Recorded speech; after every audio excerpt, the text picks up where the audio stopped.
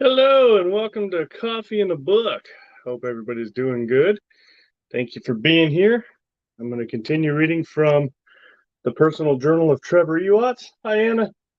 How are you this morning? Sorry, I'm going to continue reading from the personal journal of Trevor Ewatts. We're going to finish it today. So, yes, that is the book I wrote. So, hopefully, you guys like it. I do because I wrote it. But yeah, yesterday we left off, I think, on page 124. So we're on 125 right now. So that should be pretty good. Hang on a second, let me fix this. There we go. All right. So without further ado, let's get started. October 18, 2003. This has been the weirdest Saturday I think I have ever had. Good morning, Trevor Scavengers. How are you? This has been the weirdest Saturday I think I have ever had. Mandy and I have been looking for properties for the past few weeks. Today we found several that we liked. Mandy also took me somewhere unexpected. Her father, Derek, gave us some information on something he thought I might be interested in. We arrived at a property about an hour and a half drive from Destin. It was in the middle of nowhere. There were several large warehouses on the property and a very aged little house. It didn't look as though anyone lived in the house, but an older gentleman came from the house and greeted us. It turns out he has a car collection of over 100 vehicles, ranging from a 1908 REO to a 1999 Lamborghini. Hi, Joan. How are you? Thanks for coming. From a 1908 REO to a 1999 Lamborghini and everything in between, including motorcycles and tractors. I believe I saw a few golf carts amongst the collection. The three of us walked through each of the 5 buildings and looked at the vast number of cars. Mandy knew that the gentleman was wanting to sell the collection, but only as a whole to one buyer. He didn't want them pieced out from there either. He was hoping someone would want to buy everything and put the majority of them in a museum. Mandy said she was looking for different opportunities for us to grow our business, and she thought owning an automotive museum would be really cool since we both have a passion for cars. We plan to meet up with an appraiser next Saturday to make a fair offer on the entire collection. Thankfully, I know someone who will appraise the entire collection for a few free meals for he and his wife at one of Mandy's exquisite restaurants. Hello, Sean. How are you? Thanks for coming. I can't wait to see what he has to say the collection is worth. I'm sure it will be substantial because I saw a 1955 Mercedes 300 SL Gullwing. I know those have been fetching quite a bit at auction lately. Most of the cars look to be in pristine condition, but I didn't get to inspect every vehicle for any length of time. November 1st, 2003. The appraiser finished up his findings yesterday. Today, Mandy and I put in an offer on all 108 vehicles in the collection. The owner looked at the piece of paper we wrote our offer on and then looked at us. He sat down on a 5-gallon bucket that happened to be near him. He looked at the paper again and started to cry. Neither Mandy or I knew what this meant. The gentleman apologized for getting so emotional, but he said that the offer was more than fair. He said he was overwhelmed with emotion due to the amount of our offer and the fact that his entire collection would be appreciated by so many people once we put the vehicles in a museum. Mandy and I found the perfect property for that as well. We actually looked at buildings in the town where the collection is, and it has more than enough room for the vehicles we wish to display. There are a few that we are going to keep for ourselves and eventually put in the museum, but we want to enjoy the vehicles for a bit first. We are closing on the building Wednesday, and it will take a few months to renovate the building for our needs. Until then, we have arranged for the cars to stay on the current property until we can put them in their permanent home. With that, Mandy and I gave the gentleman his check and signed the deal. We had to sign a lot of titles. This is the personal journal of Trevor Ewatts. We had to sign a lot of car titles, and we made an appointment at the tax office to transfer all of the titles into our names on Tuesday. We made the appointment yesterday before we made the offer, but we wanted to be prepared if he accepted. It's easy enough to cancel an appointment if the deal wasn't reached. Excuse me. January 10, 2024. The museum opened today. Renovations didn't take as long as we thought they would. We were able to move all of the vehicles in easily. The approval of the fire marshal was a bit of a fight, because we had more vehicles than he felt would be safe in the space we were putting the cars in. Excuse me. We decided to open up a few of the stores that were connected to the former storefront and use that space as well. This appeased the fire marshal, and he granted occupancy of all of the vehicles with room to spare for more if the collection grows. The former owner was in tears during the ceremony, and he even gave a speech as to how the collection came to be. It was a very moving story about his passion for cars and how he found each car. He thankfully didn't talk about every car, but he did go over his favorite and his passion and his most passionate finds. We offered him a job to be a tour guide for the school groups and anyone who wanted a guided tour. He gladly accepted. Sorry, I had to adjust my tray. January 12, 2004. Mandy and I got a call today that the former owner of the car collection passed away today. He passed in his sleep and was found by his grandson. Mandy and I are both very upset because he became our friend since we met him. His grandson said that he was happy to see his collection in good hands, that he couldn't stop talking about it. Mandy and I are proud to have been able to make him so happy.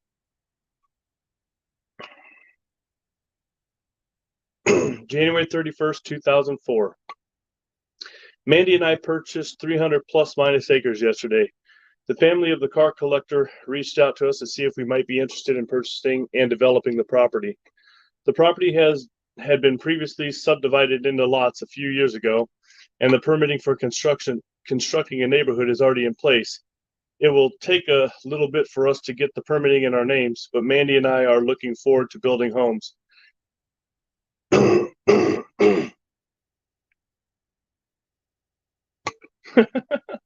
We already have plans to name the main road after the previous owner. His family is honored by this. This is going to be a huge project, and I've already reached out to my construction guy to see if it is something he is willing to take on. He was in tears when he said yes. I believe that I mentioned before in this journal, he takes a lot of smaller projects because the big construction always goes to the huge firms from out of country, and he can't ever seem to get any large jobs to help grow his business. Excuse me. Hey, Regular Guy Barbecue, how are you? He has done above standard work for Mandy and I so far, and we decided to hire him for this job. I know he is going to have to take out a loan to buy equipment and also to hire more employees, but I think the bank will help him out. August 27, 2005. It has been a long time since I have written. Oh, I understand that one. Life has been so busy that I haven't had a chance to write.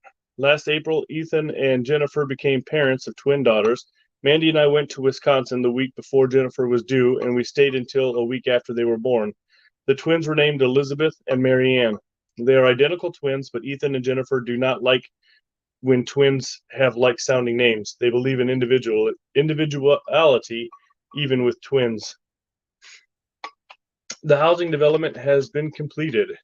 The last home was completed on the 1st of the month, and it was sold within a day of completion. I managed to sell every home within a week of completion, and I sold all 560 homes. Most of the lots are roughly half acre, but with roads and parks, the original 300 acres was taken up and would only allow 560 homes. The entire project was almost halted because none of the fire hydrants or water worked. But we found out that the city never actually hooked up the pipes to their main lines. They connected the sewer, but somehow managed to forget to tie in the main water lines. We were using water tanks for water because it takes a lot to lay all of the plumbing for a neighborhood of 560 homes. We were very happy when the city figured out their mistake, and we began building the homes very quickly after that. At the urging of Mandy, I started a website for the car museum. I bought every vehicle outside of the building individually and photographed each one from every angle. I have gotten good use out of my camera since I bought it, but I ended up buying a better one to complete the project. It took forever to photograph all of them, and I think it will be too much for a website. I know the website for my real estate firm takes up a lot of space, and I can imagine what the photographs of all of 108 vehicles with multiple photographs of each will take up. I'll let the web designer worry about that. I'll just give him the photographs and let him figure out what to do. November 26, 2005. Mandy and I got back from Grand Bahama Island today. I won a cruise and trip to the Bahamas, and we spent Thanksgiving out of the country. Grand Bahama Island is very boring. There isn't much to do, and the most interesting thing there is the mansion of the person who owns all of the fast food restaurants on the island. The bazaar market offered nothing more than cheap tourist junk for sale. When we first landed on the island, we had to share a ride to our beach condo with too many people in a very rundown van. Bahamian law mandates that all tourists leave the boat docks in a taxi. When we got to our condo, we found out that we were actually across the road from the beach. That's not fine. Thanks for stopping in. Excuse me. But this wasn't what we got when we got to our condo. We found out that we were actually across the road from the beach, but this wasn't bad because it's a short walk. The facility tried to sign us up for a free tour of the property and tried to sell us the timeshare, but we refused the offer. We weren't liked much after that. I guess the company who owns timeshare condos granted us a free trip. Mandy and I rented a scooter and toured the island. Millionaire's Row was nice, but all of the homes were the same as the ones we could find in our area in Florida. Mandy and I found a lot of really large shells and quite a few beautiful examples of fossilized coral that we managed to pack into our suitcases and take home with us. I took a lot of photographs. One of my favorites is a tree on the beach with the sunset behind it. And yes, that's the one that's on the cover of my book. Mandy said it's a very captivating picture. She has plans to blow it up, frame it, and display it on our wall. I also managed to get some awesome photos of the sunset on the horizon as we came back to the States on the cruise ship. When darkness fell upon us, more stars than either of us had ever seen were speckled across the sky. The view was breathtaking. Unfortunately, no camera can capture the beauty of that. I was also so in awe that I didn't think of taking any photographs. Get down, stupid cat. Sorry about that. No, that's not part of the book. January 9, 2006. Mandy and I both turned 29 today. Yes, we share a birthday. We were born 2 minutes apart on the same day. I was born in Wisconsin and Mandy was born in Florida. It's amazing how we ended up together. Our accountant also informed us that our combined net worth reached $1 billion. That is a lot of money. Mandy and I are looking to start some scholarship programs for students going to college, as well as possibly opening up a hospital or clinic in the area that needs free medical services. Mandy suggested opening up a home for young mothers or abused women, and I suggested a home for men who need shelter. I suggested donating libraries to a few towns. Our area just built a new library, and they won't accept new donations for some reason. Mandy and I both thought about starting a theater company for underprivileged children. Either way, we have decided to share our wealth with those who are less fortunate. I suggested that we just give it all to Debbie, but Mandy and I both know Debbie wouldn't take it. Mandy knew I was joking, too. Jay decided to get married to his girlfriend, and he asked if I would be his best man, and I gladly accepted. He is very much like me and doesn't want anything fancy for a wedding or a bachelor party. He and his girlfriend plan on a very small service at their church, and then a small luncheon to follow. From my understanding, only their parents and families are invited besides Mandy and myself. The maid of honor is going to be Jay's fiancee's sister. Mandy and I know both Jay and Erica's family from the many gatherings at their home. Erica is Jay's fiancee. Jay is 36 and Erica is 33. They decided that they have been together long enough to decide if they like each other, and they have finally decided to make it a forever relationship. Their way of putting things cracks me up. They are both wonderful people and friends. The housing market has been on the rise. If the trend continues like last year, I will sell a record number of homes this year also.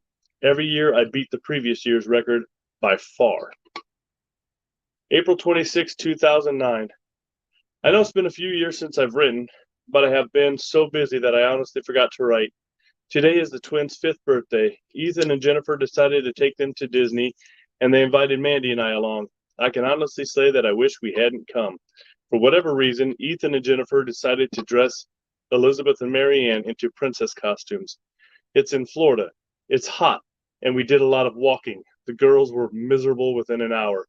Thankfully, Mandy had the insight to tell Jennifer to bring outfits for the girls to change into. Once the girls changed out of the costumes and into comfortable clothes, they managed to calm down.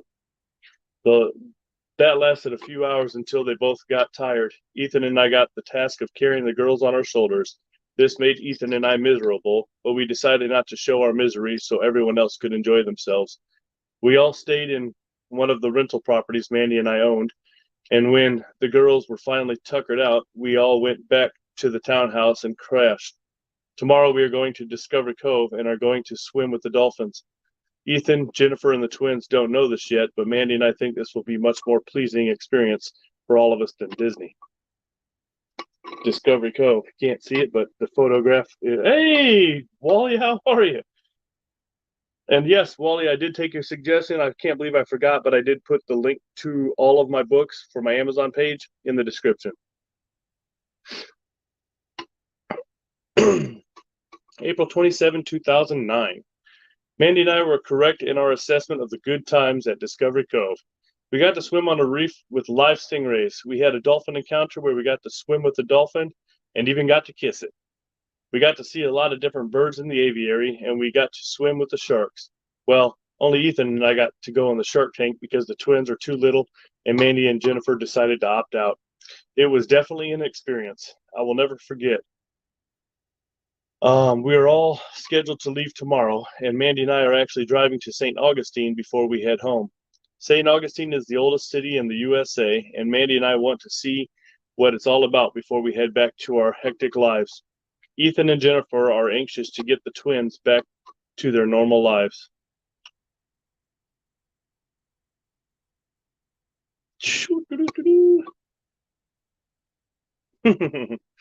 August 22nd, 2009. Mandy took me for quite a walk on the beach today. She was extremely quiet, and I kept her head down for most of the walk. I knew something was up. I asked her what was on her mind, and she told me to sit down so she could tell me something. Having been through what I have with my past marriage, I instantly expected the worst. I'm not going to lie to you, I was expecting her to ask for a divorce. I know I shouldn't think like this, but I still haven't gotten over how Candy crushed me when I thought everything was perfect. Mandy stood above me and looked deep into my eyes. She half smiled. She informed me that she is pregnant. Thankfully, I was sitting and the fall backwards wasn't very far. It was not a real fall, but I did so because I was relieved that it wasn't what I expected. She could tell I was happy, and she sat next to me and held me in her arms. She asked me to go with her to her parents, Derek and Beverly. Oh, I'm sorry, to her parents. Derek and Beverly were overly happy. They praised us for the news and said they wanted to throw a huge baby shower. Mandy politely declined the party, but that didn't keep Derek and Beverly from making plans for a family-only party to celebrate. Derek called Ethan and Jennifer and asked if they could make it down for the party. Mandy and I had planned on going to Wisconsin to tell them, but Derek didn't know our plans. I also didn't know that he and my brother were that close. I called Ethan after Mandy and I got home from the in-laws, and he said that Derek had reached out to him while they were visiting for their wedding. They weren't close friends, but Derek wanted to know he and Jennifer since they were my family. Derek always has good intentions like that. April 26, 2010. On a very, very weird stroke of luck, Mandy gave birth to our daughter today. Yes, today is the birthday of our nieces. They are 6 today, and our Julia was just born. Mandy and I decided on a unique name for our daughter. My name is unique, as my parents were probably high and drunk when they came up with it, and Mandy also wanted to give our daughters a family name. Mandy's grandmother was Julia, and Mandy wanted to honor her since she and Mandy were close until her passing. Ethan and Jennifer thought it was perfect that all of our children could have the same birthday since Mandy and I share a birthday. Ethan and Jennifer birthdays are one day apart, and Ethan was born March 22nd and Jennifer was born March 23rd. There are a lot of weird coincidences, that word, coincidences in life, but all of these dates have got to be right there at the top of the list. Can't believe I can't say that word. Coincidences. June 19, 2010. Today is a Saturday, and I'm so glad to have the day off. Mandy has been staying home with Julia because she can run her restaurants from home for the most part. I, on the other hand, have been busy. The crash of the economy has been devastating to the housing market, and because too many banks took advantage of people and gave them mortgages on a sliding scale interest rate, and too many people lost their homes when these astronomical interest rates hit their monthly payments. This has put a lot of homes on the market for very low prices. This has also caused a lot of people to look for rental homes. I have been buying properties like no tomorrow, and I have been renting homes like crazy also. Most of the homes I have been buying will need work because the former owners weren't happy that their homes were ripped from them after they paid for so long on their mortgages. They decided to leave their homes in less than desirable conditions. I have a feeling that many thousands of people will continue to lose their homes because of the crisis, and I will be renting a lot more homes. I will do my best to keep rent low and offer owner finance to those I can help. I'm not one to take advantage of people, and I will help in any way I can. April 26, 2020. Have 10 years really gone by since I've last written? Life has been insane. Julia turned 10 today. She is very happy. She is a very happy 10-year-old. Mandy and I have been homeschooling her, and Debbie was helping with most of her education as well as helping Mandy with everything. Mandy reached out to Debbie to see if she would like a job as Mandy's personal assistant. Debbie gratefully accepted the job. Hi, Gate Smasher. Thanks for stopping in. Since Mandy was working from home, this allowed Debbie to not only help Mandy with her business, but she was also able to take over Julia's education. All of the homes I purchased during the downfall of the housing market were rented. Most of them were owner financed to the occupants, and all but a few have honored their contracts. 3 homes were defaulted on, but I was able to rent them and keep them rented. The Car Museum is doing well. Mandy's restaurant empire has expanded by 11 restaurants. I'm not quite sure how Mandy managed to open 11 new restaurants while working at home and taking care of a child, but she is amazing and managed to do it. Mandy and I have donated libraries to over 20 cities across the country over the past 14 years. We have opened 3 low-income clinics in different cities, and we have given 28 student scholarships over the past 14 years. We set out to help people, and we have been able to bless many others with our charities. We are both happy to have been so blessed and to be able to bless others.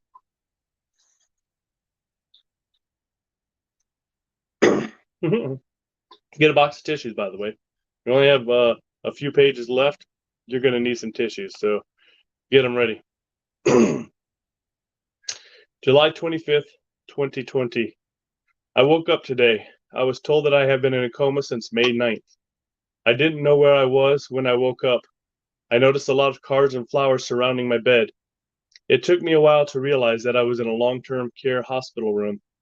After the nurses and doctors left my room, after assessing my condition since I had finally awakened, I started reading the cards that stood on every surface. All of them were cards sending their condolences. After reading several of them, I couldn't read anymore. Derek and Beverly showed up in my room at the perfect time. They answered all of the questions I asked, and they cried with me after I heard their answers. On May 9th, Mandy, Julie, and I were heading to Panama City Beach for the day. We weren't even out of town when another driver ran a red light, causing an accident. Apparently, the other driver was a young tourist. He was driving at a high rate of speed, and he was drunk. He ran a red light, struck 3 cars in the intersection, and then his vehicle rolled and landed on the vehicle I was driving with my family in it. Mandy and Julia were killed instantly, and I've been in a coma since. 3 other people were killed in the accident, and the driver that caused the accident walked away unharmed. He is in jail, awaiting trial for 5 counts of vehicular manslaughter. I haven't stopped crying since Derek and Beverly told me what happened. I'm barely able to write in this journal because I can't keep the tears away long enough to see to type. Derek brought my laptop after he took Beverly back home, and then he went home again himself. The memorial services for Mandy and Julia have been postponed because I have been in a coma. Debbie has been taking care of the house and the koi pond. I don't know what to think of all of this. I'm alone. My family has been taken from me, and I don't know what I will do with myself. I'm not sure when I will be released from the hospital, but it should be soon. I had a head injury from the accident, and the doctor told me that as long as my brain functions are good, I'll be able to go home. I'm supposed to be getting a bunch of tests tomorrow, but I couldn't tell you what they are. I did know until I heard the news about Mandy and Julia being killed. I've forgotten almost everything since that moment. June 29, 2020. I was released from the hospital today. Ethan, Jennifer, Elizabeth, and Marianne flew into town to be with me. Derek, Beverly, and Mandy's sister Tess were also at the house. Jay and Erica were waiting for my arrival. Also, Debbie picked me up from the hospital and gave me a ride home. I'm able to walk on my own, but I got very weak when I entered my house. It was full of my friends and loved ones, but my family was gone. They will never come home again. They will never be with me again. My home will be forever empty.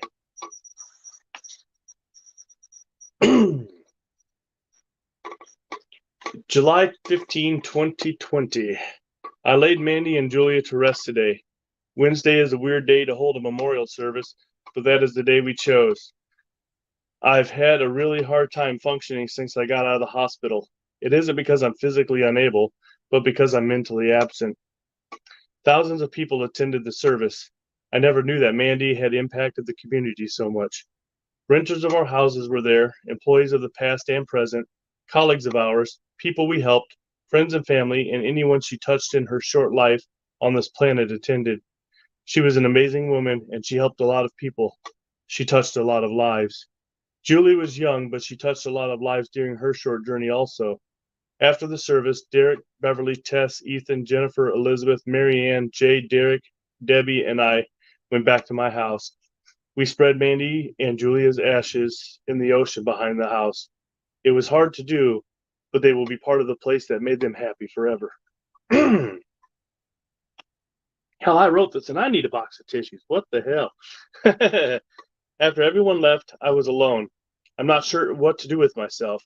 I've been back to the office a few times trying to handle affairs there, but it becomes overwhelming and I have to leave. My office manager has been keeping everything flowing perfectly in my absence. Mandy's restaurant empire has been running perfectly because of Debbie.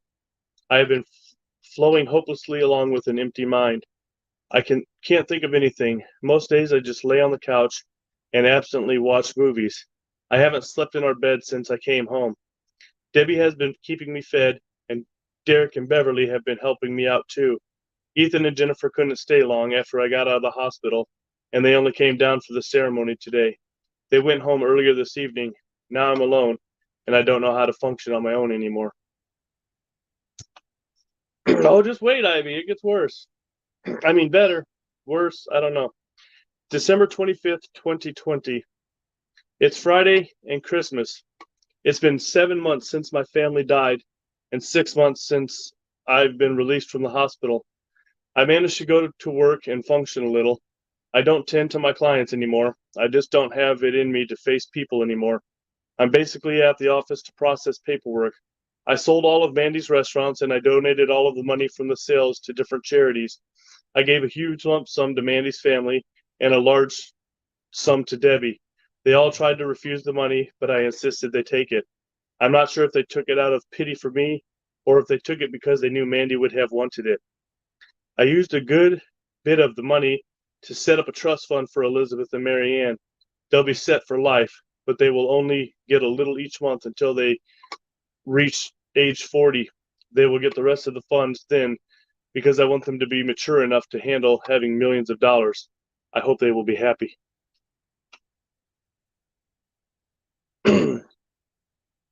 January 9, 2021. Today would have been her 44th birthday. Mandy would not have made a big deal of our birthday because it was always just another day for her.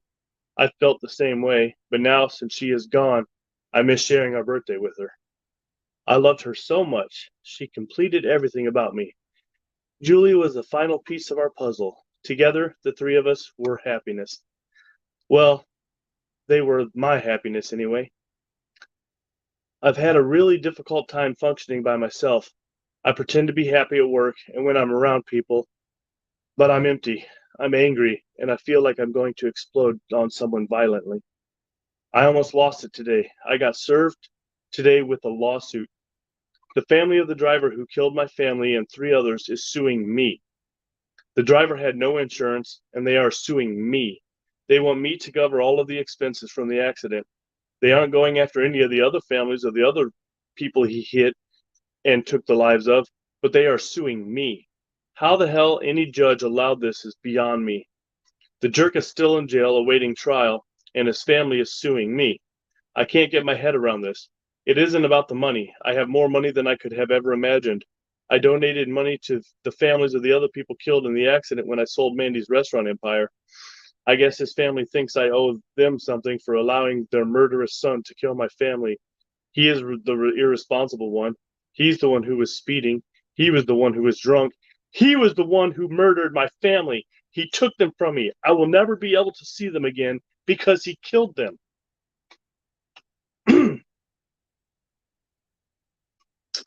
March 24th, 2021.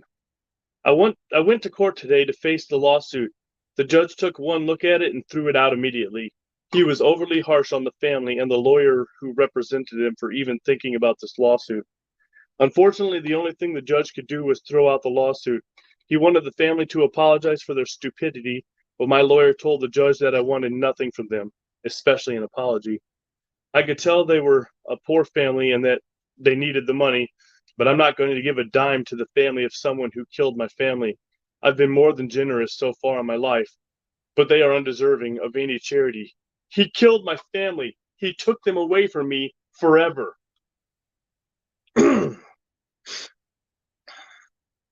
April 26, 2021.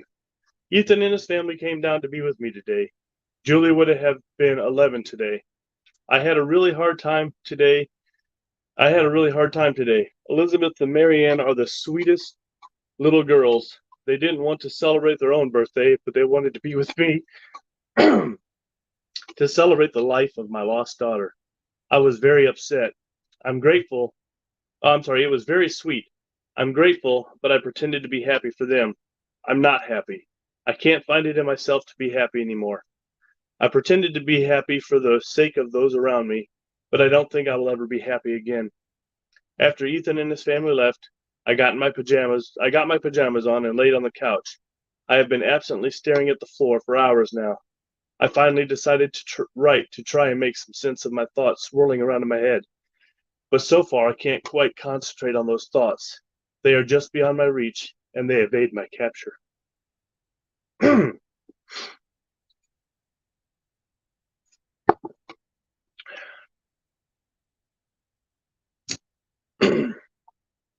May 17th, 2021.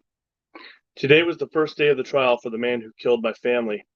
The jury was chosen over 3 days last week, and today the deliberation started. The courtroom was filled with friends and family members of the departed. His family was there briefly, but they were quickly moved to another room to watch the trial via CCTV. High wing and a prayer, because a lot of the people in the courtroom protested their presence. When he came into the room, he had a smug look on his face. He looked over the crowd and made eye contact with me. I lost it. I started screaming at him. You killed my family, you son of a bitch! You killed them! You murdered them! You drunk motherfucker! How the fuck can you come in here smiling after you murdered my family? I was escorted out of the room until I could calm myself. I have never gotten angry in my life. I have never exploded like that before. Many of the other family members of the lost were crying. Many more were hugging me and trying to calm me. The bailiffs just stood. The bailiffs just stood looking at me because they knew that they wouldn't be able to reach me due to the crowd of people already surrounding me and pulling me out of the room. When I finally calmed down enough to be allowed back in the courtroom, I just sat on the bench with my head down and crying. Derek and Beverly sat on either side of me and held me the entire time. I didn't hear a word of what happened. I just sat there blankly and lost. Yeah, Wing, you came in at just the wrong time. I mean, the best time. Yeah. May 18, 2021. I went back to court today. I managed to stay calm. He came in today and didn't look at anyone. He just sat there while the state talked about what he did. All of the witnesses presented talked about the people that were killed and how they died. They talked about how high his blood alcohol level was. They talked about his driving ability. They talked about his speed. They talked about how his car flipped over and landed on my vehicle, killing my family. I didn't know it until then, but I'm the sole survivor of the accident, besides the man who murdered 5 innocent people. I wish I hadn't survived the crash. I wish I was one of the dead. At least I would be with my family. Huh. What are you doing, Autumn? May 19th, 2021. The jury was in deliberation for less than 15 minutes after an entire day of trial. They found him guilty on all 5 counts of manslaughter, drunk driving, reckless driving, and a slew of other charges the state threw at him just to make sure he stays in prison a long time. Hey, Mike, how are you? That's okay. I'm not feeling going to auction anyway. I thought I would feel good about his guilty verdict, but I feel worse. I feel worse because my family is gone and the man still lives. He may be in prison for the rest of his life once the judge sentences him, but he will still be alive. My family is dead. They are gone forever, and he murdered them. He killed my family, and he gets to live. It isn't fair. I miss my family. I want to be with them. I want to be dead.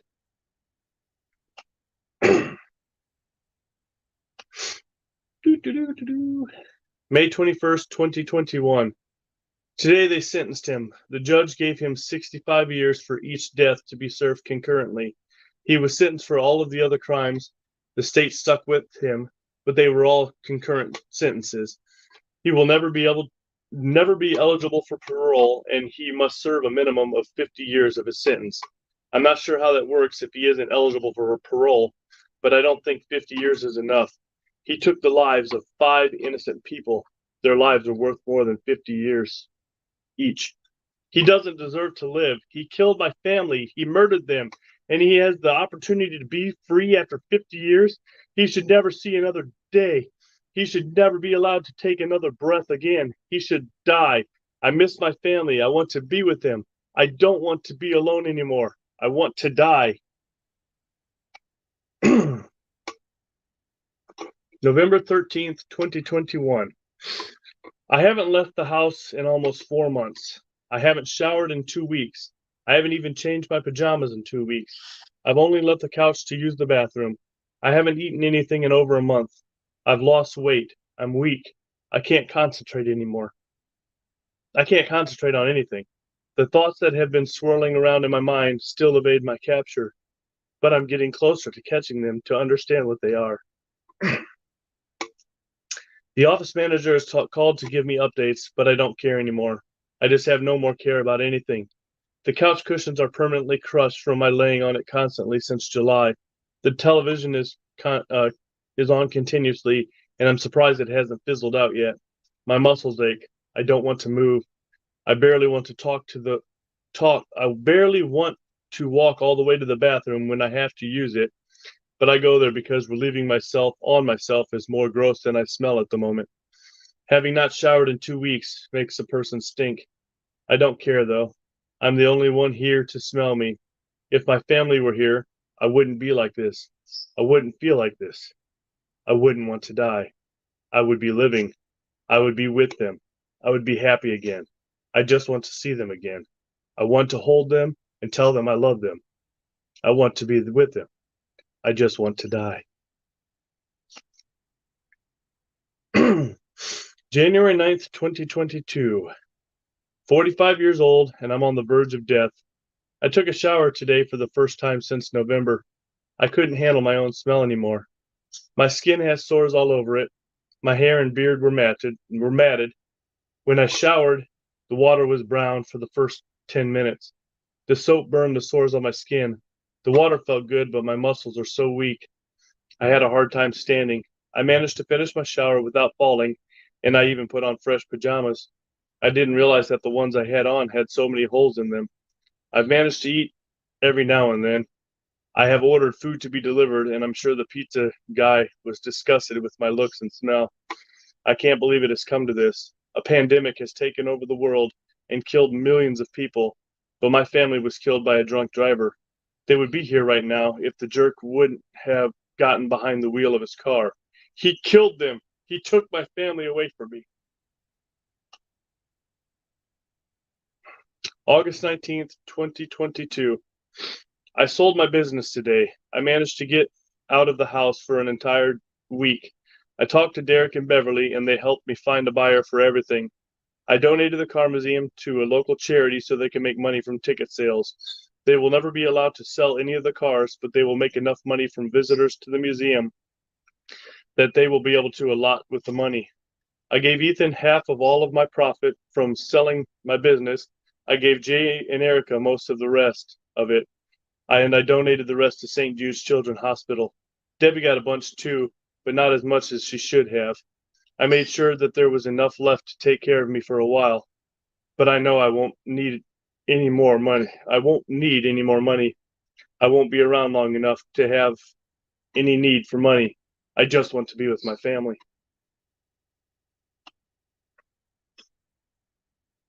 December 31st, 2022.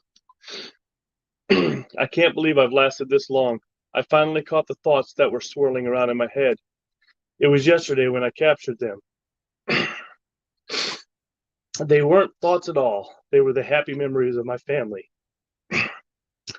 They were the good times we spent together. The thoughts just wanted to be with me and take me to them. My family wants me to join them. They want me to be with them forever. Damn. And I wrote this. If you are reading this, it means I'm no longer alive. After I finish writing this, I plan on grinding a mixture of over-the-counter medications in my coffee grinder, and then washing the powder down with water. I know the amount of medications will be lethal. I know I will not survive. I don't want to survive anymore. I don't want to be alone. I want to be with my loved ones. I want to be with my family. Many people love me and are here for me, but I'm nothing without my wife and daughter. I'm just an empty shell. I'm just flesh wasting away with no feelings or life left within me. This is the end. I want to say goodbye to those who have always been there for me. I want to say I love each and every one of you very much, but I love my family more. I just want to be with them. Goodbye, Trevor. I love the book, but I hate it at the same time. So that's the end. I hope you guys liked it. Sorry I was crying. I wrote the book and it still tears me up every time. Hope you enjoyed it. If any of you are interested, the link for my Amazon is in the description of this and all of the other videos on this book. If you guys have any questions, feel free to ask.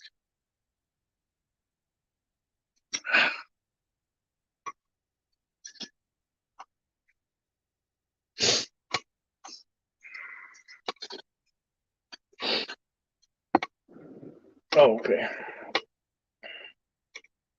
So yeah, that's that. And I apologize, it's such a sad book.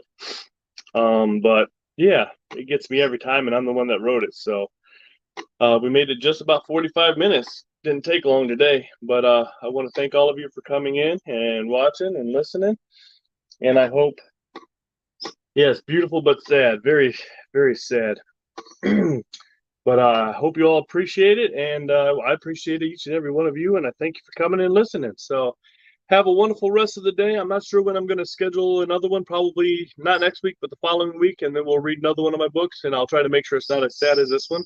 but this is one of my favorites, so I wanted to read it first. So, yes, thank you, Anna. It was.